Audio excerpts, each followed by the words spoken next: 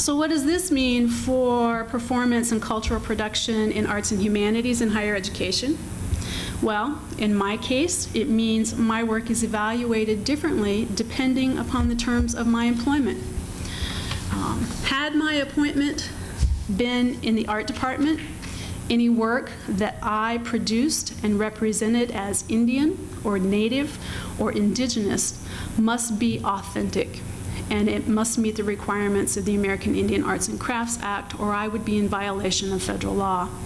As an artist, I participate in the Northern Plains American Indian Art Market in Sioux Falls, South Dakota, and the Heard Museum Indian Art Market in Phoenix, Arizona. Both of these are juried art shows, and I submit my tribal affiliation and my enrollment number, and every Indian artist is required to do the same, and we do it. It's not a traumatic or controversial act.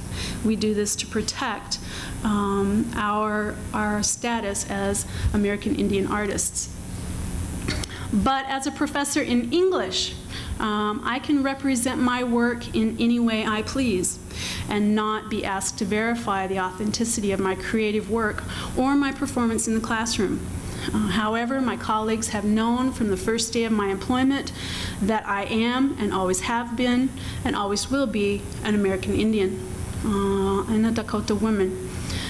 Cultural expectations when I was hired included that I had read every Native author and could expound upon the themes and meanings for love medicine, ceremony, and dances with wolves. However, my dissertation from the University of Kansas was about designing computer-human dialogue and the intricacies of discourse community in the design of computer-human interaction. It was not a literature degree. And I was hired to teach technical writing, which was my profession for almost 10 years in Kansas City, Missouri. I teach technical writing, project management, American literature, introduction to Western humanities, and now Native American literature. I checked the box when I was hired.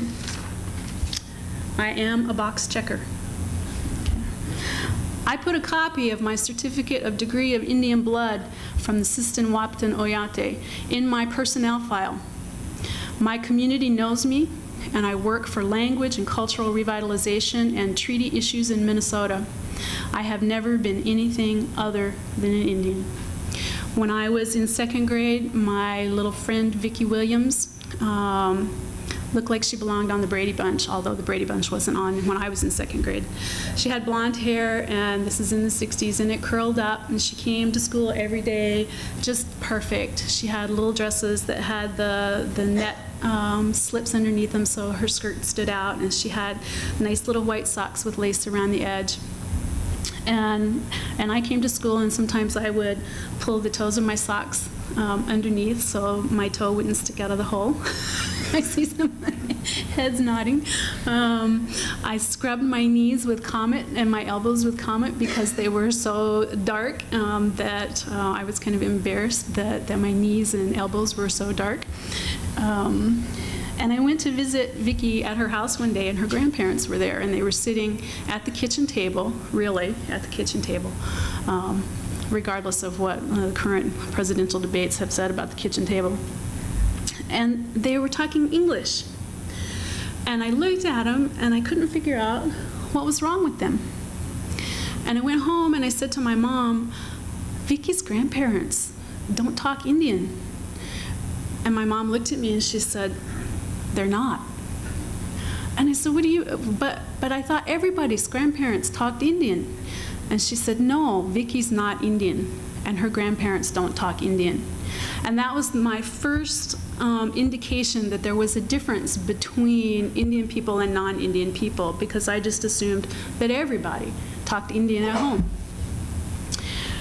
Philip Deloria makes a pretty enlightening, to some, observation about the issues we face about who is and who is not Indian.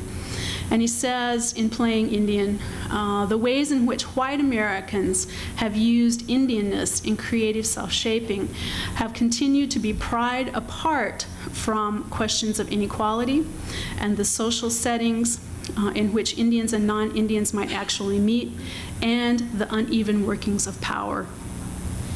At my institution, and I'm from the same state the previous questioner had mentioned, Minnesota, the state university system is a union shop. And so our faculty are represented by a fairly significant union within the state.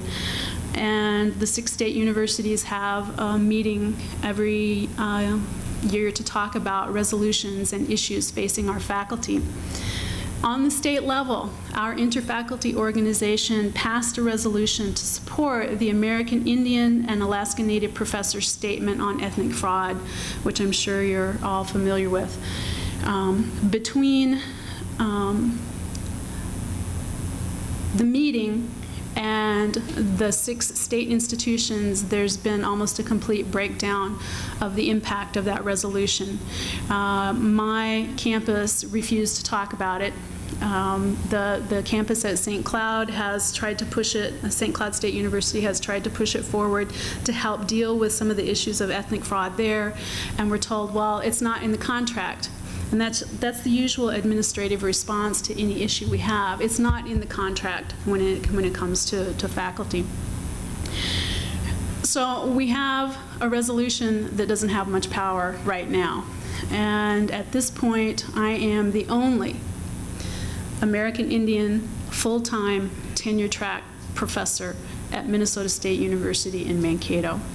We have a person who is ABD who has been hired in a fixed-term position, but as the single voice for American Indian issues, I have pretty much been shut down by the administration and by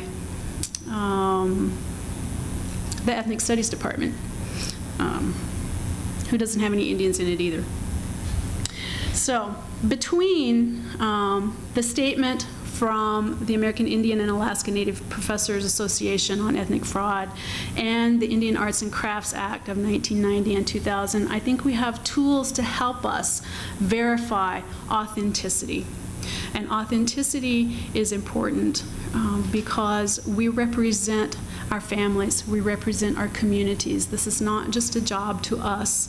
It's not a way to make tenure, it's not a way to get published, it's a way to provide a voice for those to whom we have a responsibility. And I'll end with a quote from Simon Ortiz. He says, "Throughout the difficult exercise of colonization to the present, Indian women and men have struggled to create meaning in their lives in very definite and systematic ways. The ways and methods have been important, but they are important only because of the reason for the struggle. And it is that reason, the struggle against colonialism, which has given substance to what is authentic." And I'll end there. So thank you.